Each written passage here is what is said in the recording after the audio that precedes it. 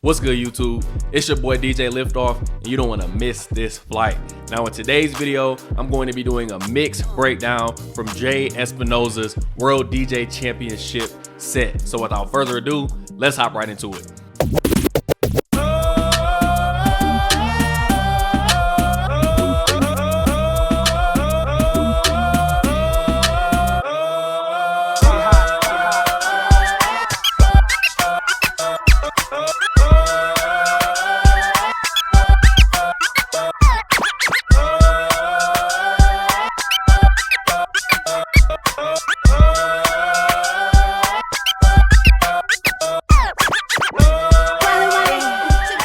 All right, DJs, there's the mix right there with my own little spin to it. However, I do want to show you Jay Espinosa's version as well.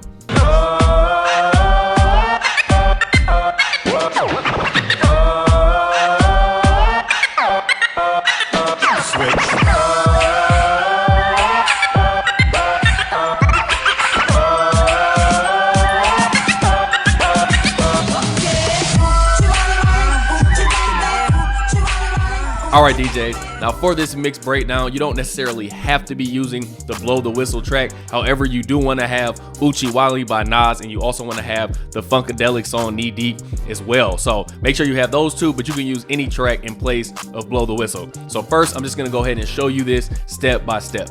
All right, so you first want to go ahead and pull up Knee Deep on whichever deck that you're most comfortable scratching with your hand on that platter. So for me, when I'm doing transformer scratches, I like my right hand on the crossfader, I like my left hand on the actual vinyl. So that's why I have Knee Deep over here on this side. So the first thing you want to do is you want to go ahead and set up a few cue points. All right, so essentially the first cue point that you really are going to need is going to be right here. As you can see, this is the first time this kind of chorus is, this is the first time this comes up. So I'm going to go ahead and I'm going to take out everything else. So I just have the vocal. I'm going to put a cue point here. And then I'm going to put a cue point here as well. And then the last cue point is going to go here. So you have...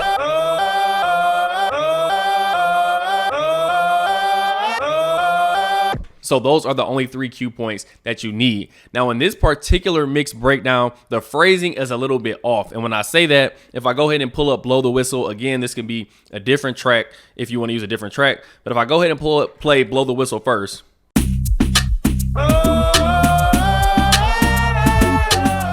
That would be the correct phrasing if I was to start the Knee Deep track on this side. However, for this particular mix, we're actually going to start this on the one of our other track at the same time as the one over here. So it's going to sound like this.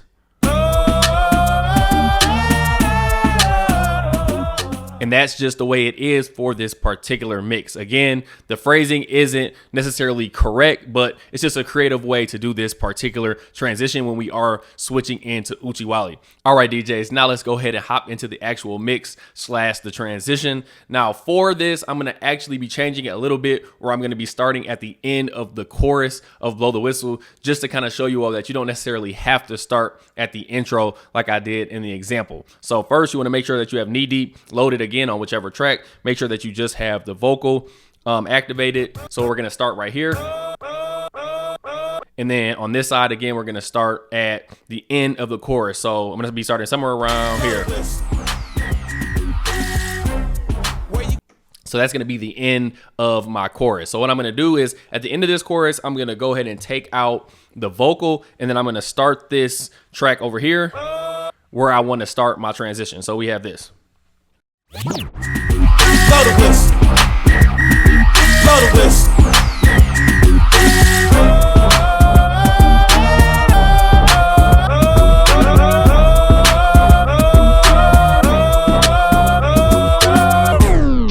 All right, DJ, so as you can see there, I just went ahead and I echo out of the vocal on the Blow the Whistle track, and then I'm just going to count out what I did over here on the Knee Deep side. So essentially, once that echoed out and I'm ready to start the transition, we have 1 and 2 and 3 and 4 and 2 and 2 and 3 and 4 and 3 and 2 and 3 and 4 and 4 and 2 and 3 and 4. So as you can see, once we get to the part where we're looping this, and for me particularly on my S9, I've set it up MIDI wise, so this acts as my auto loop function. You essentially want to loop this so it gives you time to go ahead and cut out the track on your other deck, and then you actually want to go ahead and load up Uchi Wally. If you do have the instrumental, it might be a little bit easier. However, when I do this transition, I like to actually bring back in the vocal, so using just the instrumental might not be the greatest idea if you want to eventually bring in the vocal. So as soon as I actually go ahead and cut this track, what I'm doing is I'm quickly pressing sampler so I can take out that vocal, and then I'm getting ready to drop it right here on this one. Okay, so essentially all I'm doing, actually let me go ahead and show you one more time so I can show you exactly what's happening after I go ahead and cut this.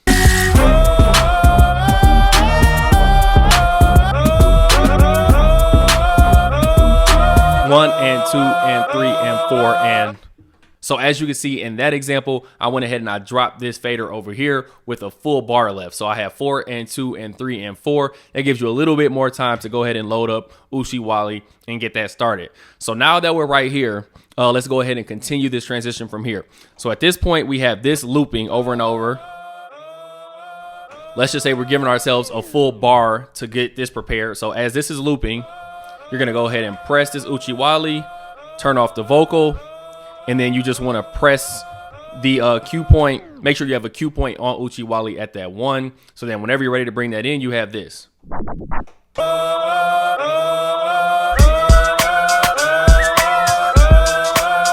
Now the thing right here, as soon as you go ahead and bring in Uchi Wally, you want to turn off that auto loop because now you're getting ready to actually do some scratching. And if you're not comfortable with scratching, I'll first show you how you can use cue points instead of scratching.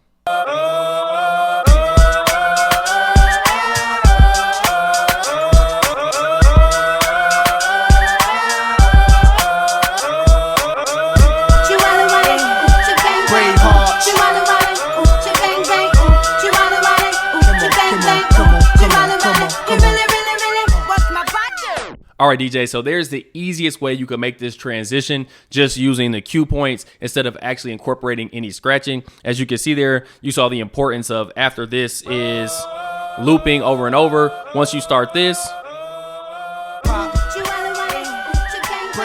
you have to go ahead and turn off that auto loop so then you can then continue the transition. So now, the more harder way to do it and the more creative way that sounds a lot cooler is to actually incorporate some scratching. So after we have this part here,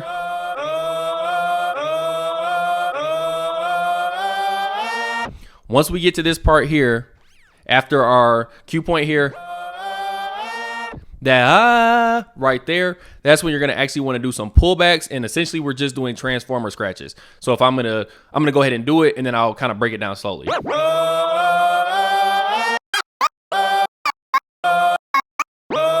So as you can see right there, that's all we have right there. Again, once we get here, all we're doing is we're pulling back with 2 transformer clicks. So we get here, catch our vinyl, we go back with 2 clicks, 1, 2, and you want to come back all the way to this cue point right here. Then you're going to go ahead and play this part.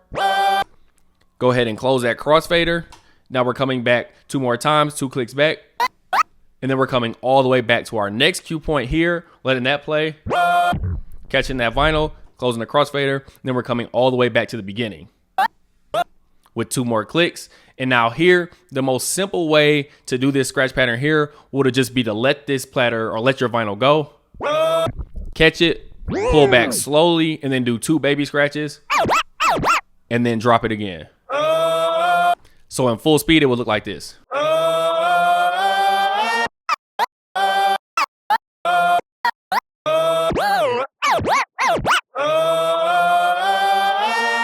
So let me go ahead and show you this one more time, but with the beat as well.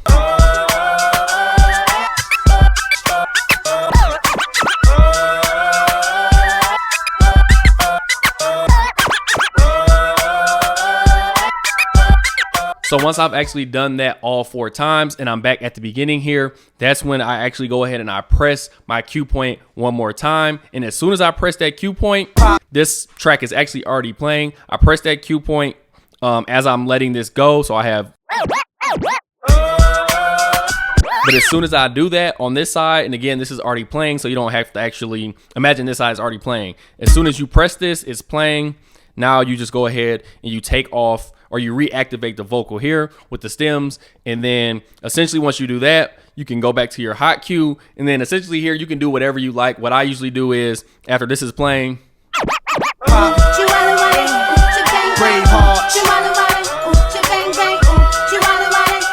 as you can see, all I'm doing is I'm doing the same exact thing I was doing in the beginning, where I'm going.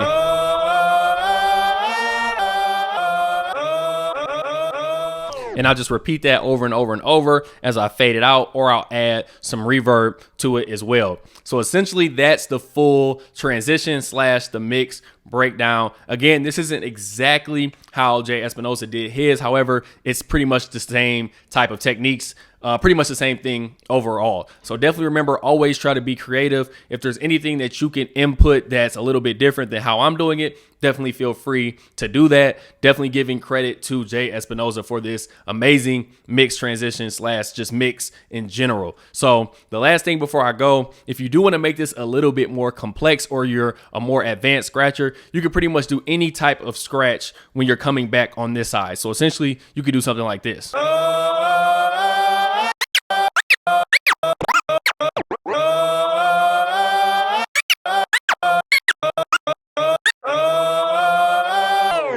So again, just be creative, whether you're using blow the whistle, whether you're using any other type of track, just kind of take this transition and make it your own, just using these core components. So that is the full mix / transition breakdown for this particular video. If you did enjoy it, make sure you press that subscribe button. Please press the like button as well. Also turn on the notification bell so you know the next time that I upload a video. And without further ado, I will catch y'all on the next flight.